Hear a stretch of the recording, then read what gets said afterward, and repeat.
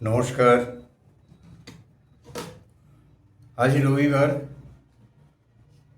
সকালবেলা বসেছিলাম আমার ছোট্ট ফ্ল্যাটের বাইরের ঘরে।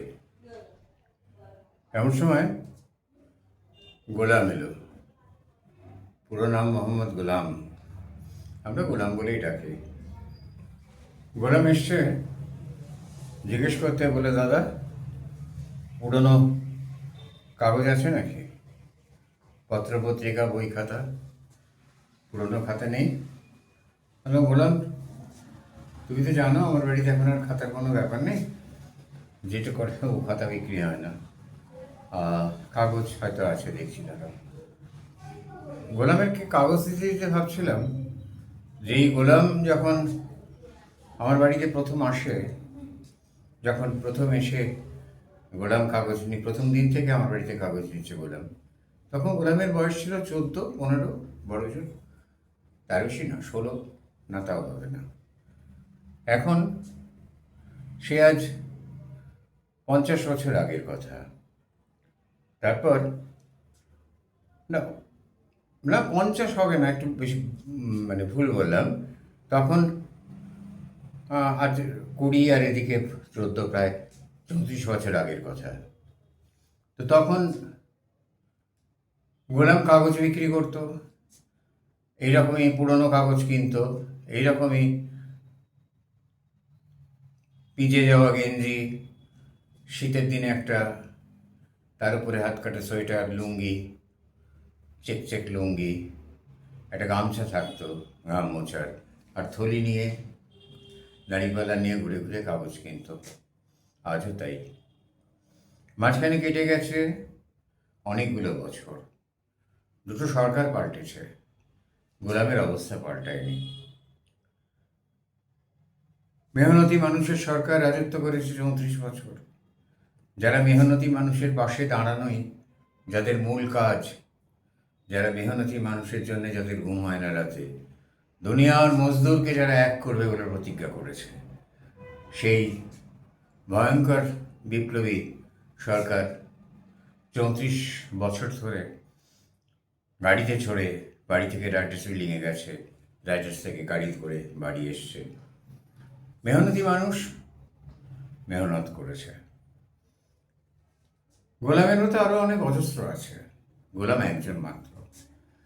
ওই যে পথের মোড়ে আম বিক্রি করছে, ও হিন্দু, গোলাম মুসলিম, কিন্তু এই আমার দেশের লোক। ওই আম যে বিক্রি করছে বসে, সে এখন আর পারে না সারাদিন ধরে। নানা রকম ফলও বিক্রি করে, যে সময় যে ফল, সামান্য পুঁজির ব্যবসায়ী। এখন ওর ছেলে ওর সঙ্গে ব্যবসা দেখে প্রায়, হ্যাঁ, তা প্রায় 50 বছর ধরে ওকে আমি দেখছি। এই 50 বছরে দুটো সরকার গেল এলো।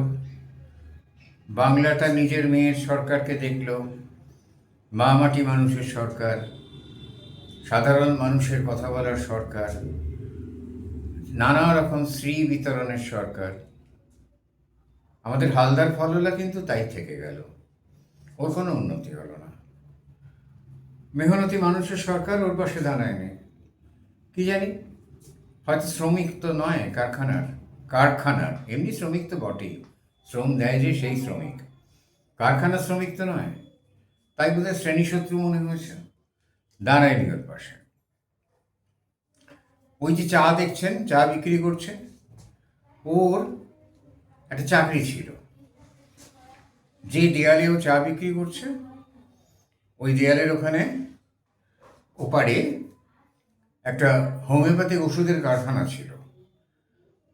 একদিন হঠাৎ শুনলাম যে কারখানার মালিকেরা যথাযথ পয়সা কড়ি দেয় না, নিতান্তই খারাপ লোক তারা, পয়সা এদের কাছ থেকে শুষে নেয়, দেয় না কিচ্ছু।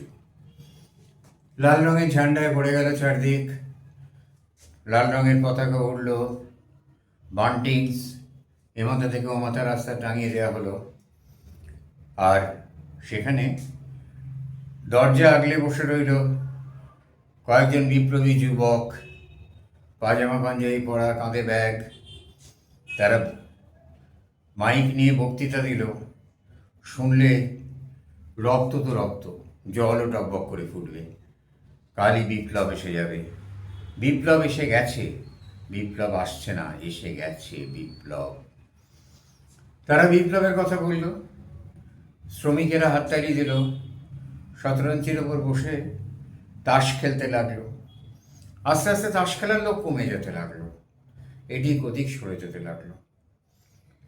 এই যার কথা আমি বললাম, এই এসে একটা চায়ের দোকান দিল, অপটু হাতে চা তৈরি করে বিক্রি করলো। এখন পটু হয়ে গেছে। ওর মেয়ে এখন ওকে সাহায্য করে, ওর ছেলে নেই। মেয়েটা লেখাপড়া শিখতো, তারপরে কেন জানি না লেখাপড়া ছেড়ে দিল। বলল, একটা লোক রাখতে গেলেও তো পয়সা দিতে হয়, খদ্দের বেড়েছে দাদা, তার থেকে ওই লেখাপড়া শিখে কী করবে? ওকে ইংরেজি শেখা, বাবুদের সঙ্গে পারবে, বাবুদের মেয়েদের সঙ্গে, তার থেকে ও চায়ের দোকানেই থাক, 2 পয়সা আসবে। চায়ের দোকান, কাগজ ওলা, ফল বিক্রেতা। ভাবছি বসে, লক্ষ্মী এলো। লক্ষ্মী আমাদের বাড়িতে রান্নাবান্না করে। লক্ষ্মীর মা আগে আমাদের বাড়িতে কাজ করতো, এই ফ্ল্যাটের অনেকেই বাড়িতে বাসন টাসন সব মাজা। এখন লক্ষ্মী আমাদের বাড়িতে রান্না করে দুবেলা। লক্ষ্মীর এখানে খাওয়া রান্না সবই লক্ষ্মীর। লক্ষ্মীকে আর 5 বাড়ি ঘুরতে হয় না। লক্ষ্মীর মা পরিচারিকা ছিলেন, এখন অনেক বৃদ্ধা, বেরোতে পারেন না। লক্ষ্মী নিজেও পরিচারিকার কাজই করে। উন্নতি কিছু হয়নি। লক্ষ্মীর বাবা ওর মায়ের টাকা কেড়ে দিয়ে মদ খেত, মাকে মারত, লক্ষ্মী দেখত। লক্ষ্মীর স্বামীও তাই করে, জুয়া খেলে, আর প্রত্যেকবারই বলে, এবার একটা দান যা দেবো না, তো সব টাকা ফিরিয়ে দেবো। 3 পাত্তি জুয়ায় টাকা ফেরে কিনা জানি না। লক্ষ্মী শক্ত ঠাই, টাকা দেয় না, সেই নিয়ে মনান্তর সবই হয়। লক্ষ্মীরও দুপুরুষে কোনো উন্নতি দেখলাম না। অথচ কমরেড, আপনারা তো 34 বছর ধরে আছেন, আপনারা তো সাধারণ মানুষের সরকার, আপনারা তো মেহনতি মানুষের সরকার, আপনারা তো খেটে খাওয়া মানুষের প্রতিভূ।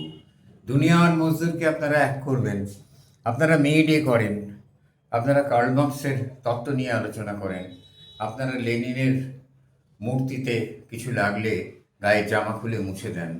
কিন্তু এই মানুষগুলো, এরা বুঝি মেহনতি মানুষ নয়?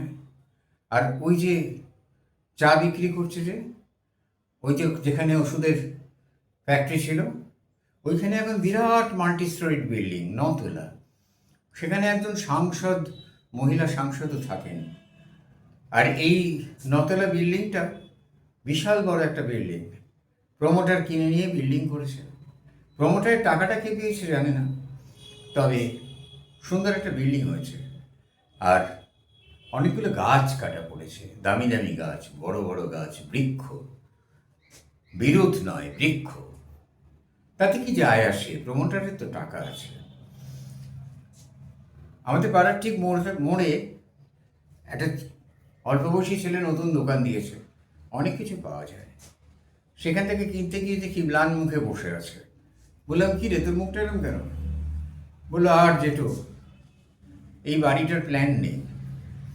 এখন তো প্ল্যান না থাকা বাড়ি ভেঙে দিচ্ছে, যদি ভেঙে দেয় সর্বস্ব বেচে কিনে দোকানটা দিয়ে দিয়েছে বাবা। আমরা পথে বসবো, ভিক্ষে করবো, তখন 2টো ভিক্ষে দিও কিন্তু। আন্তরিকভাবে বলল ছেলেটি। মাথা নিচু করে বাড়ি ফিরে এলাম, জবাব আমার কাছে ছিল না। 34 বছর ধরে আমরা যাদের ভোট দিয়েছি, যাদের বসিয়েছি বাংলার, পশ্চিম বাংলার তাউসে, তারা কি দিয়েছে আমাদের? বড় বড় গরম গরম বক্তৃতা, সত্যিকে মিথ্যে করে দেখানো, সাদাকে কালো বলার শিক্ষা। আর মামাটি মানুষের সরকার, তাদের কথা না বলাই ভালো। তারা ঘুষ দিয়েছে, ঘুষ, ভোট পাওয়ার জন্য অসংখ্য অনন্ত ঘুষ দিয়েছে সবাইকে। ঘুষ দাও, ভোট, ঘুষ নাও, ভোট দাও, এইটাই তাদের স্লোগান হওয়া উচিত ছিল। চিন্তা জাল ছিন্ন হয়ে গেল। দুটো পাশের ফ্ল্যাটের বাপ্পা এলো। বললাম, কিরে বাপ্পা, তুই আবার কি সকালবেলা?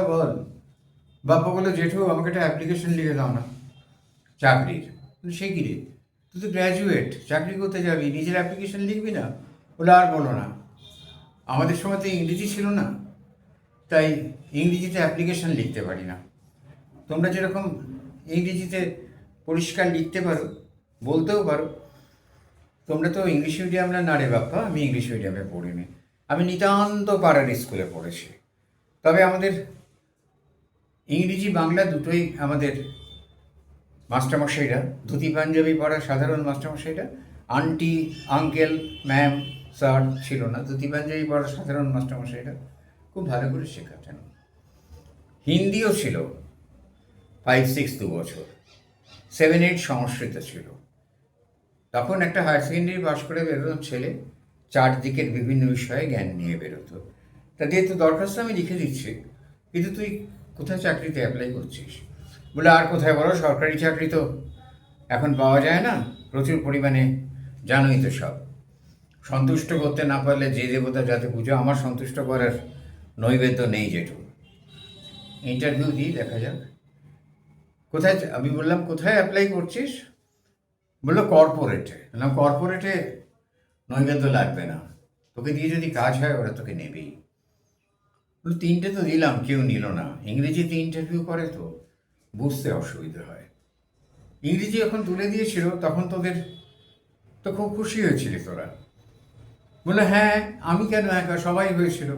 আমরা যারা নিজেদের প্রান্তিক মানুষ ভাবতাম, যারা হ্যাঁ ফ্ল্যাট একটা বাবা কিনেছে বটে, তবে আমাদের তেমন বর্ষা ছিল না যে দামি ইংলিশ স্কুলে পড়বো।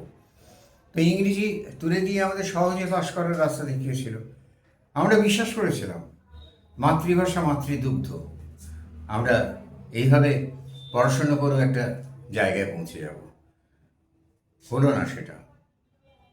22টা ব্যাচ বেরিয়েছে। যাই হোক, তুমি লিখে দাও। লিখে দিয়েছিলাম, হয়নি বাপ্পার চাকরি, হয়নি।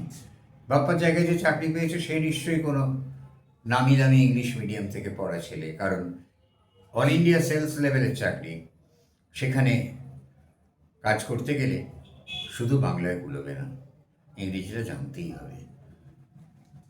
আচ্ছা কমরেড, আচ্ছা মাটি মানুষের সরকারের প্রতিভূরা, যাদের মেয়েরা কিছু না করে স্কুল থেকে গাদা গাদা মাইনে পেত, বাড়িতে বসে বসে মাইনে দিয়ে যেত, স্কুলে যেতেও হতো না, যারা ইচ্ছে মতো যা খুশি তাই করার অধিকার করে নিয়েছিল, যা ইচ্ছে তাই না যাচ্ছে তাই করার অধিকার পেয়ে গিয়েছিল, সেই মাটি মানুষের সরকারের প্রতিভূরা কমরেড আপনারা, যারা সারা পৃথিবীর মেহনতি মানুষকে এক করতে চাইছেন, দুনিয়ার মজদুর এক হও, যারা লেনিনকে নিয়ে মাথা ঘামান বেশি, যারা শরৎচন্দ্রকে চেনেন না, যারা ননিবালা দাসীর খবর রাখেন না, গোপনাঙ্গে 2 বাটি লঙ্কা বাটা ভরে দিয়েছিল, তবুও তিনি স্বীকার করেননি 50টি মাউজার পিস্তল কোথায় যাবে, তার নামই শোনেননি।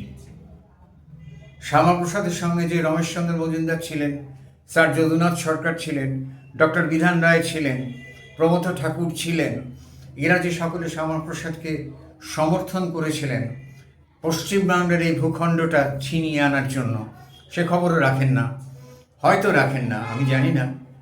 তাহলে কিন্তু আপনারা তো বিপ্লব করছেন, ওই বিপ্লব আসছে, বিপ্লব এসে গেল, কিন্তু এই মানুষগুলো এরা তো একে সেই ওয়াজিদ আলীর কথা বলি, সেই ট্র্যাডিশন সমানে চলেছে। এরা কাগজ বিক্রেতা, এরা কাগজ কুড়ুনি, এরা ফল বিক্রেতা, জেনারেশন ওয়াইজ এরা সেই একই কাজ করে যাচ্ছে। মাটি মানুষ এদের পাশে নেই, এদের পাশে নেই হাত শূন্যে ছুঁড়ে পাগলা জগাইয়ের মতো লড়াইয়ের আস্ফারণ দেখিয়ে লড়াই লড়াই লড়াই চাই, লড়াই করে বাঁচতে চাই বলা কমরেডরা, এরা একক, কিন্তু এরাই আপনাদের ভোট ব্যাংক, এরাই আপনাদের ভোট দিয়ে বারবার জেতায়, আর আপনারা বারবার এদের সঙ্গে বিশ্বাসঘাতকতা করেন, আর পোশাকটা এমন পরেন, ভাবটা এমন দেখান যেন সমস্ত মজদুরের সঙ্গে আপনারা একাত্ম হয়ে আছেন, যেন মাটি মানুষ ছাড়া আপনারা কিছু ভাবতে পারেন না।